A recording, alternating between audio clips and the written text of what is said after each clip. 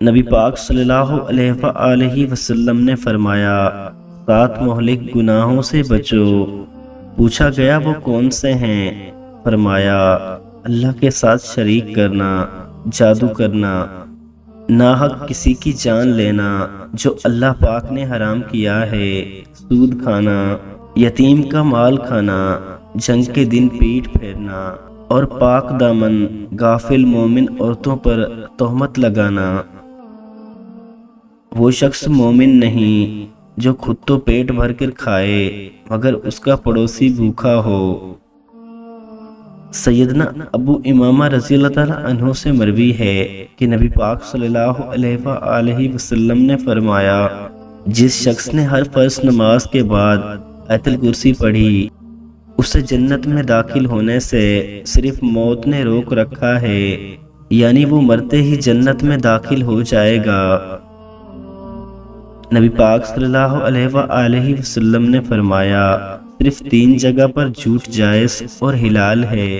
ایک یہ کہ آدمی اپنی بیوی سے بات کرے تاکہ اس کو راضی کر لے، دوسرا جنگ میں جھوٹ بولنا، اور تیسرا لوگوں کے درمیان صلح کرانے میں جھوٹ بولنا جائز اور حلال ہے۔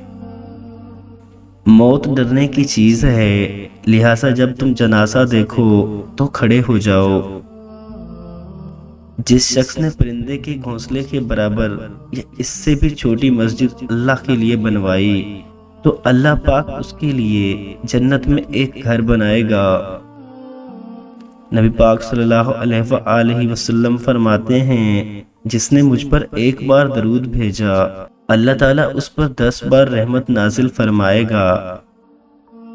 نبی پاک صلی اللہ علیہ وآلہ وسلم نے سود لینے والے، سود دینے والے، اس کے دونوں گواہوں اور اس کے لکھنے والے پر لعنت بھیجی ہے۔ جو شخص اللہ کا ذکر کرے اور جو ذکر نہ کرے ان کی مثال زندہ اور مردہ کی سی ہے، یعنی ذکر کرنے والا زندہ اور ذکر نہ کرنے والا مردوں کی طرح ہے۔